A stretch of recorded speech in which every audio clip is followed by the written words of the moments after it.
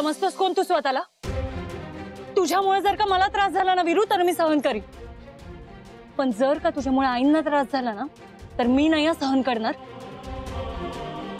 तुला ती शोना पाहिजे ना, तर आत्ताची आत्ता तिला घे आणि मुंबईला निघून जा। तुझ्यामुळे आणि त्या शोनामुळे आईंना त्रास होतोय आणि मी तो सहन करणार नाही।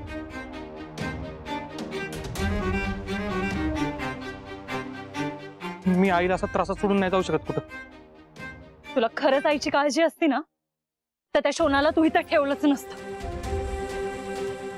का वीरू, का तुला आईची अवस्था दिसत नाही? त्यांची अवस्था बघून तुला काहीच वाटत नाही? अरे माझ्या पोटात आपलं बाळ आहे ह्याची तरी जाणीव ठेव। तू बदललास रे वीरू, तुलाही बदललास। अरे तू माझा वीरू नाहीच आहे। तू जा रे, तू जा इथनं।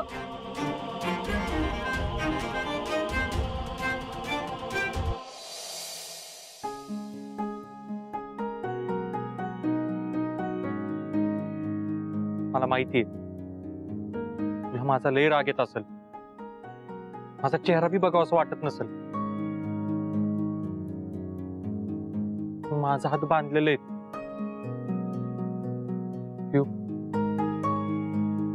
माझ्या डोळ्यात बघ।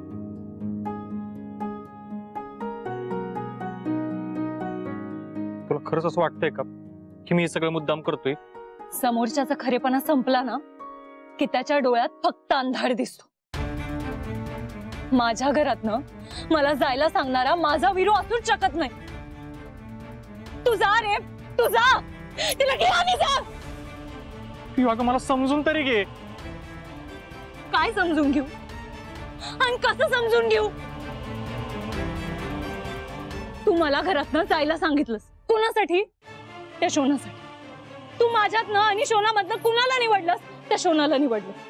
माझ्या पोटात आपलं बाळ आहे हे माहित असून सुद्धा तू कुणाची काळजी करतोस? त्या शोनाची काळजी करतोस।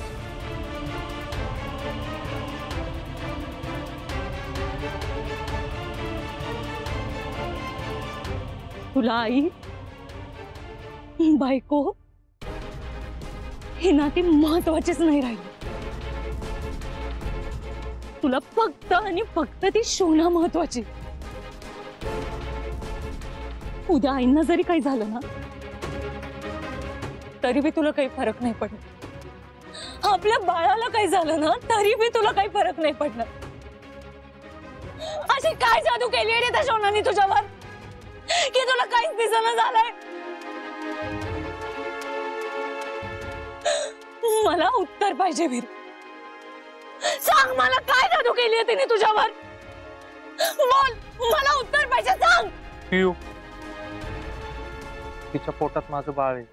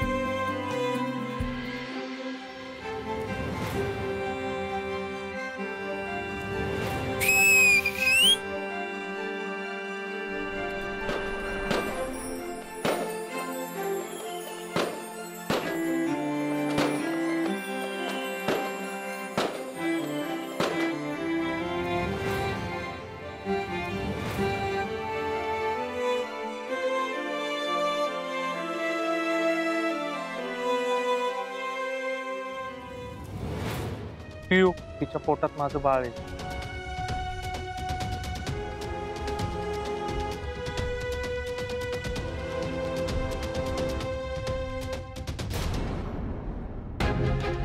पियू,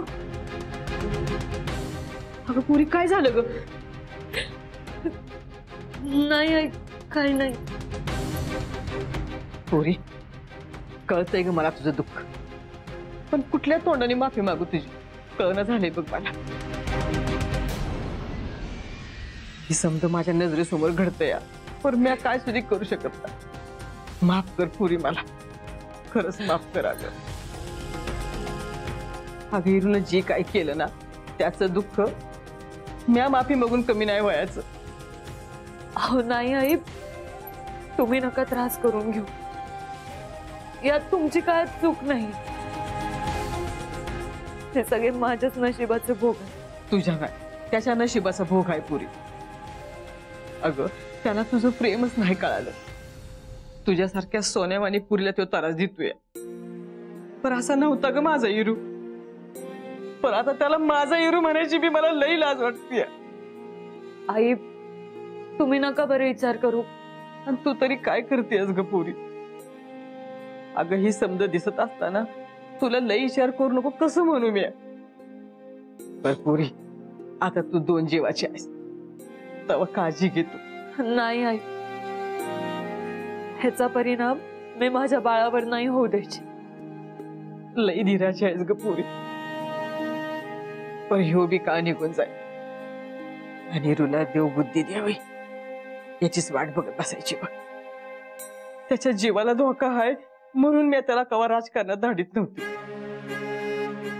पण आता हे समज बघून असं वाटतंय ना कुणीतरी त्याचा जीव घे. आई, आई अहो असं नका बोलू.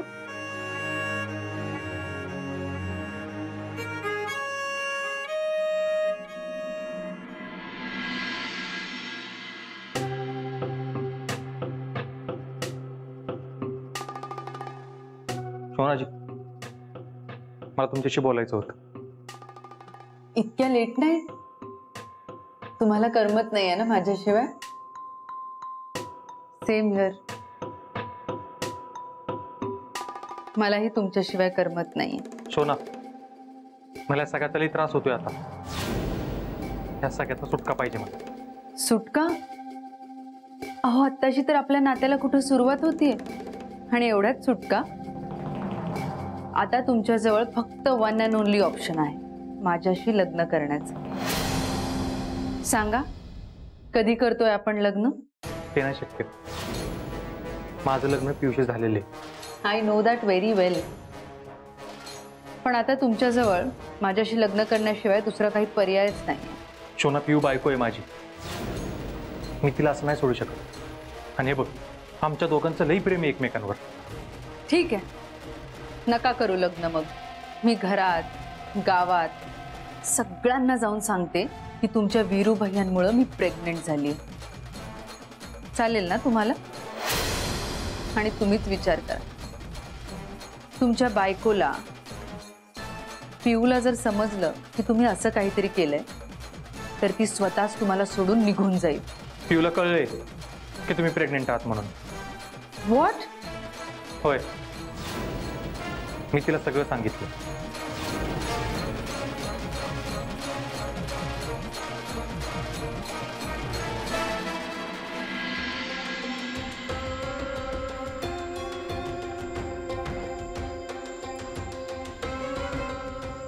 काकी, काकी, आवाज मांजर निवान येडका घालताय. काकी, काय बिघडलंय का तुमचं? अगं काही बिघडलेलं नाही ना, म्हणून त्याचा जास्त त्रास होतोय मला. म्हणजे माझी बस इथं शोना या घरात आले, हा, तरी सुद्धा काहीच घडत नाहीये. म्हणजे असा जाळ लागायला पाहिजे, धिंगाणा व्हायला पाहिजे, असं बुडाला आग लागली पाहिजे, बॉम्ब फुटायला पाहिजे, बॉम्ब. वीरू, पियू आणि सुनंदाची राख व्हायला पाहिजे, राख. काकी वाय शांत व्हा. हे बघा, आत्ताच घरात ती वीरू आणि ती शोना त्या दोघांचं प्रकरण कळलंय आणि पेटलंय बी. अजून काय पाहिजे तुम्हाला? ह्याच्यापेक्षा पण जास्त काहीतरी व्हायला पाहिजे ग. वीरूची आमदारकी जायला पाहिजे, त्याचं मंत्रीपद जायला पाहिजे आणि सगळी सत्ता मला मिळायला पाहिजे. वा वा वा काकी, तुमचं म्हणजे कसं असतंय माहितीये का, वाईस घरात काय झालं का नाही लगेच स्वप्न बघायला सुरुवात करायची. वाईस दम धीर काय असतो का नाही. दीपे, चिड नका हो काकी. म्हणजे बघा, ही वीरून शोना प्रकरण आत्ताशी आपल्या घरात कळलंय का नाही, आता गावात कळलं. एकदा काही प्रकरण गावात कळलं की गावाच्या बाहेर पसरल. गावाच्या बाहेर पसरलं का नाही, मग त्याची हवा व्हायला वेळ नाही लागणार. मग तर तुमचं समाधान होईल ना. दीपे, मला हे हळू हळू हळू हळू असं नाही आवडत. हे बघ, खटक्यावर बोट जागेवर पलटी असं माझं काम असतंय. आता तू बघच, सत्तेचा श्वास घेतल्याशिवाय मी स्वस्तच बसणार नाही. म्हणजे काय करणार तुम्ही काकी. कळेलच तुला लवकर.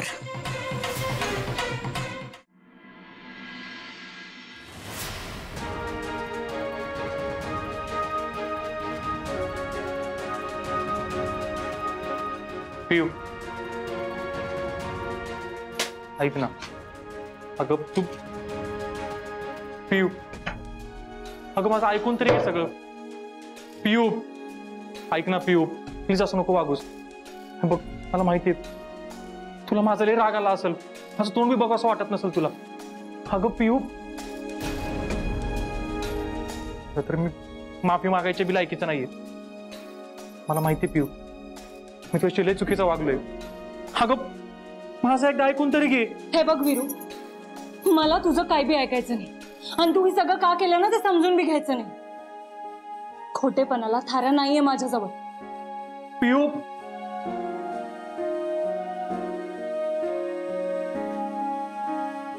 पियू, प्लीज समजून घे ग मला. अगं तू समजते तितका वाईट नाही मी. पियू, मला तुझ्या आधाराची गरज आहे.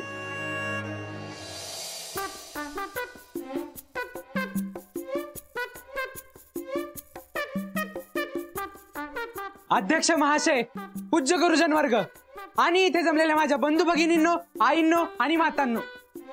आई आणि माता एकच असते, असू दे. तर मी आज जे काही चार शब्द चार नाही लय आहेत. आईंनो, मातांनो, काय चार शब्द, मातांनो, कॅन्सर. हा, तर मी तुम्हाला जे काही चार शब्द सांगणार आहे ते तुम्ही शांत चित्ताने ऐकून घ्यावेत अशी मी आशा बाळगतो. हा, जमले चांगलं जमायला लागले. येस निशा, बरं झालं तू आलीस. हे बघ, अगं मी भाषण पाठ केले. अगं असलं जबराट भाषण पाठ केलंय ना की लोक नुसती टाळ्या शिट्ट्यात वाजवतेली. हा, बघ, माझी तयारी करून घे. नका करू तुम्ही तयारी. नका हो खासदार. नका हो म्हणजे? अगं निशा, तूच तर म्हणली होतीस ना की खासदार व्हायचं म्हणल्यावर एवढी तयारी करायला पाहिजे म्हणून. अगं तुझ्यासाठी मी 4 पानाचं भाषण पाठ केलंय. एक सुद्धा शब्द चुकवत नसते बघ. इकडचा तिकडं नाही, तिकडचा इकडं नाही. हा, आणि तूच म्हणली होतीस ना मला त्या दिवशी, ती भाषणानं माणसं जिंकता येतात. आता बघच त्यांच्या काळजात कसं घर करतो ते. पण मला आता नको वाटतंय सगळं. उगाच तुम्ही लोकांच्या काळजात घर करायला जायचा आणि इथं आपलं हाय ते घर कोसळायचं. नको बाया. अगं निशा, बरी आहेस ना तू? हा, अगं मी भाषण केल्यावर हे घर कसं काय कोसळलं? काय भूकंप येणार आहे का काय? मी बरी आहे म्हणूनच सांगते तुम्हाला. मला आपल्या ते राजकारण कधीच नकोय. आता बघताय ना राजकारणापायी वीरू भाऊजींचं आणि पियूचं काय चाललंय ते. मला आपल्या ते कधीच होऊ द्यायचं नाही. उद्या तुम्ही खासदार झाला आणि दुसऱ्या कुणाचा तरी हात धरून पळून गेला तर मी काय करायचं? नाही निशा, तुला माझ्यावर भरोसा नाही का? नाही नाही. हाय हाय, आओ मला तुमच्यावर भरोसा आहे. बाकीच्यांवर नाही. तुम्ही इतके भोळे आहे ना, कुठली बी बाई तुम्हाला सहज गंडवू शकते. निशा, मी एवढा पण भोळा नाही. मी लय तयार माणूस आहे. तरी पण सांगितलं ना, राजकारणात जायचं नाही म्हणजे नाही. हाव, मला तुम्हाला गमवायचं नाही. हो, मी जसे आहे ना तसे चांगले आहेत माझ्यासाठी. माझा नवरा जसा आहे तसाच बेस्ट आहे.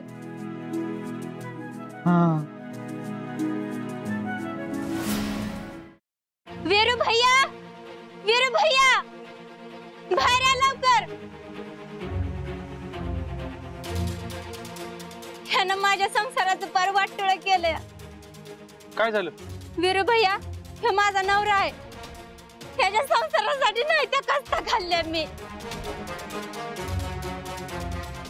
गरिबीचा दिवस पण काढलं, कधी उगाच चूक सुद्धा केलं नाही. आणि आता बरं दिवस आलं तर बाहेर शान खातोय. याच्या अगोदर दारू पित होता, मारत होता, तरी मी काही बोलत नव्हते मी. आणि आता तर बाहेर बाहेर ठेवली. आणि आता तर बाहेर बाईच्या नादी लागलाय. माझ्या बहिणीला सोडून त्या बाई संग लगीन करायचं म्हणतोय. माझ्या पोटात बाळ आहे याचं. मी कसं सांभाळू त्याला?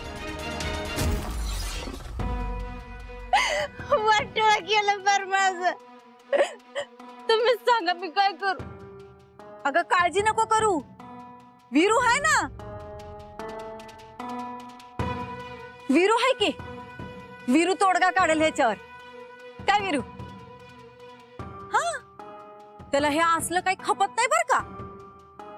तुझ्या नवऱ्याला तो शिक्षा करेल बरोबर. वीरू भैया, लय उपकार होत्या तुमचं. मला सांगा, लग्न झालेलं असताना बाहेरची कोण बाई घरात आणेल का व? ती बाई ह्याला लुबडती या आणि ह्याला कळना बी झालं या. वीरू भैया, तुम्ही समजावा आता ह्याला. अरे वीरू बोल की. काहीतरी बोलते ती, तुला विचारते काहीतरी, दे उत्तर.